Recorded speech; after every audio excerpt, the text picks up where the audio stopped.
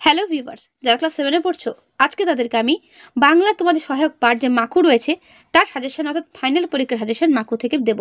তোমাদের বাংলাতে কিন্তু মাকু থেকে প্রশ্ন থাকে, তোমরা প্রত্যেকেই জানো। তো দেখে নাও কি কি প্রশ্ন তোমরা মাকু থেকে করে যাবে, যেটা তোমাদের পরীক্ষাতে কমন আসবে। মাকু তোমাদের অনেকগুলো পার্টে ভাগ করা রয়েছে। ফাইনাল পরীক্ষাতে তোমাদের 6 থেকে 11 অর্থাৎ 6 থেকে বাকি পুরোটা শেষ পর্যন্ত তোমাদের কিন্তু পরীক্ষাতে থাকবে। যদি তোমাদের হাতে সময় থাকে তাহলে কিন্তু মাকু গল্পটা পড়ে নিও, যদি সময় না থাকে যে সমস্ত প্রশ্ন আমি দেবো এগুলো পড়ে নিলেই হবে। যেহেতু তোমাদের ফাইনাল পরীক্ষা 70-এর মধ্যে হবে, সুতরাং এই মাকু থেকে কিন্তু প্রশ্ন কম বেশি থাকবেই। তো দেখো কি কি প্রশ্ন করবে। কোন বিষাক্ত সাপের কথা শোনা বলেছিল? বিষাক্ত সাপটির নামটা পড়ে রাখবে। তক্ষক সাপের কথা।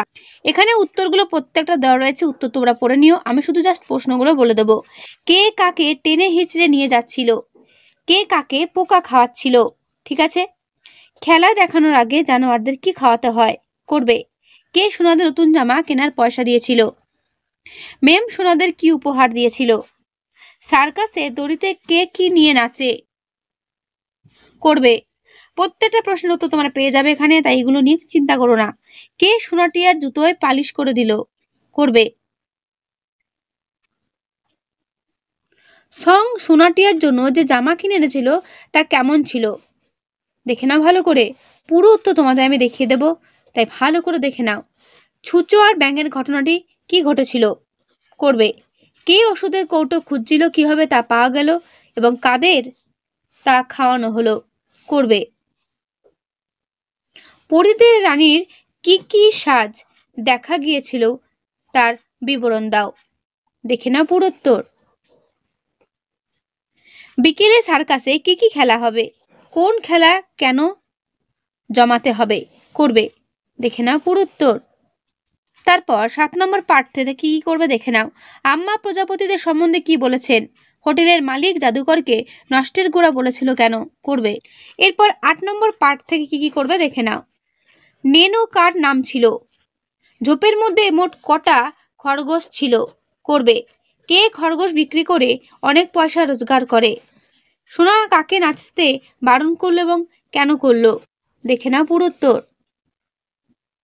বনের মধ্যে গাছের নিচে সোনা ও টিয়া কি করতে লাগলো? করবে। দেখে নাও। মাকুর চাবি ফুরিয়ে গেলে কি হবে? 9 নম্বর পার্ট থেকে কি করবে দেখে নাও। মাকু কোথায় আটকা পড়েছিল? মাকু নড়ছিল না কেন? গল্পটা যে বা যারা পড়েছো তারা প্রত্যেকেই উত্তরগুলো খুব সহজে দিতে পারবে, বাট যারা গল্পটা পড়োনি তাদের একটু সমস্যা হবে, বাট আমি যেগুলো দিচ্ছি সেগুলো ভালো করে দেখে যেও, পরীক্ষাতে তার মধ্যেই কমন পেয়ে যাবে। ঘাস জমিতে কে সোনাদের সাজিয়ে দেবে? দেখে নাও পুরো উত্তর। আচ্ছা, সঙ্গেদের থলিতে কত পয়সা জমা হয়েছে? 1,500-এরও বেশি, 10 পয়সা। তারপর জাদুঘরের টাকার ভাবনা ছিল না কেন? ঠিক আছে, দেখে নাও পুরো উত্তর। এরপর 10 নম্বর পার্ট, দেখো কি কি করবে। কে মাকুর জন্য চাবি বানিয়েছিল? উত্তর দেখে নাও। টিয়া। ঠিক আছে। মাকুকে টিয়া যে চাবি দিয়েছিল তার রং কি? তার রং ছিল গোলাপি। ভেরি ভেরি ইম্পর্টেন্ট প্রশ্ন। কে সোনা টিয়াদের সাজিয়ে দিল? কে? উত্তর গোমেশ মেম সাহেব। ঠিক আছে। কার সাথে মাকুর বিয়ে হলো? পরীদের রানীর সাথে। সার্কাসে কে রিং মাস্টার সাজলো? উত্তর দেখো, হোটেলের মালিক সার্কাসে রিং মাস্টার সাজলো। কে মাকুকে দিয়ে খেলা দেখালো? ঘড়িওয়ালা। মাকুর শরীরে কোথায় কল আছে? মাকুর নাকের কালো তিলের নিচে টেপা কল আছে। ঠিক আছে। মাকু কিভাবে গান গেয়ে উঠল? দেখে না উত্তর। মাকু এক হাত কোমরে দিয়ে এক হাত আকাশে উড়িয়ে বিলিতি কায়দায় গান গেয়ে উঠল।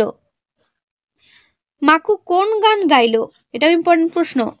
মাকু Yankee Doodle went to down riding on a pony, নামটা মনে রাখবে। Yankee Doodle went to town riding on a pony, এই গানটা গাইলো। নামটা কিন্তু একটু কঠিন, মনে রাখা সহজ নয়। এরপরে দেখো 11 নম্বর চ্যাপ্টারে কি কি, মানে 11 নম্বর পার্টে কি কি আছে। হোটেল মালিকের আসল পরিচয় কি? হোটেল মালিকই হলো সার্কাসের নোটো অধিকারী। সং কত টাকা পুরস্কার পেয়েছিল? 5,000 টাকা পুরস্কার পেয়েছিল। পিয়নের নাম কি ছিল? পিয়নের নাম ছিল ফেলারাম, মনে রাখবে, বা ফেলারাম। মাকুর আসল পরিচয় কি? মাকুর আসল পরিচয় তিনি সোনার টিয়ার পিসামশাই। বা পিসেমশাই। সোনার পিসেমশাই জঙ্গলে কেন এসেছিলেন? দেখো, সোনার পিসেমশাই নোটো অধিকারী আর ঘড়িওয়ালাকে ধরতে জঙ্গলে এসেছিলেন। ঠিক আছে, করবে এগুলো। ঘড়িওয়ালা মাকুর কান ধরে পেঁচাতে কি হলো? সোনার পুটলি খুলে কি কি বের করলো? ঘড়িওয়ালা দুই ভাই মায়ের কাছে গিয়ে কি পেট ভরে খেতে চেয়েছিল? ঘড়িওয়ালা দুই ভাই মায়ের কাছে গিয়ে কি পেট ভরে খেতে চেয়েছিল? দেখো, ইম্পর্টেন্ট প্রশ্নটা। চাপড় ঘন্ট, মোচা চিংড়ি এবং দুধ পুলি। পোস্টমাস্টার কি বলেছিলেন? গোলাপি মোড়ক থেকে কি বের হলো?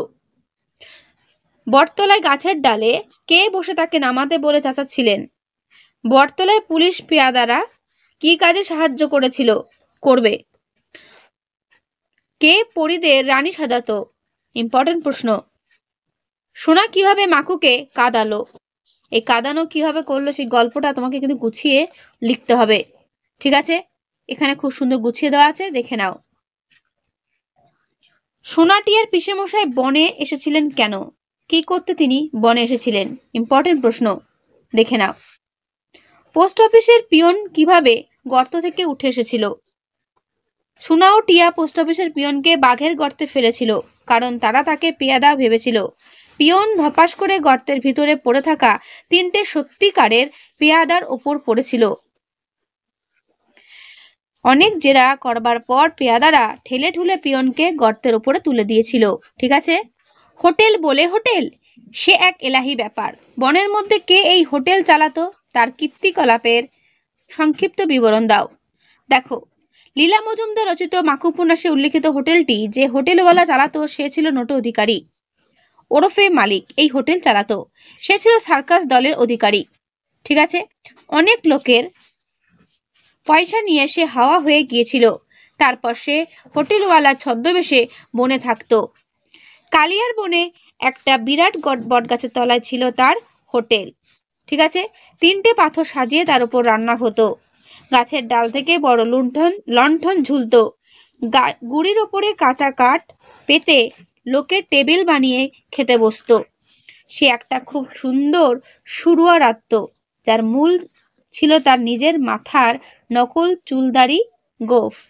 এইভাবে সে পয়সা জমাচ্ছিল তার দেনা মিটিয়ে আবার সার্কাসের দল চালু করার জন্য। সঙ্গে লটারি টিকিটের আধখানা কিভাবে খুঁজে পাওয়া গেল? ইম্পর্টেন্ট প্রশ্ন, দেখে নাও ভালো করে। পুরো উত্তর তোমাদের সামনে আমি তুলে ধরলাম, পড়ে নিও। মাকুকে সে কেন ঘড়িওয়ালাকে খুঁজছিল? ইম্পর্টেন্ট প্রশ্ন, দেখে নাও পুরো উত্তর।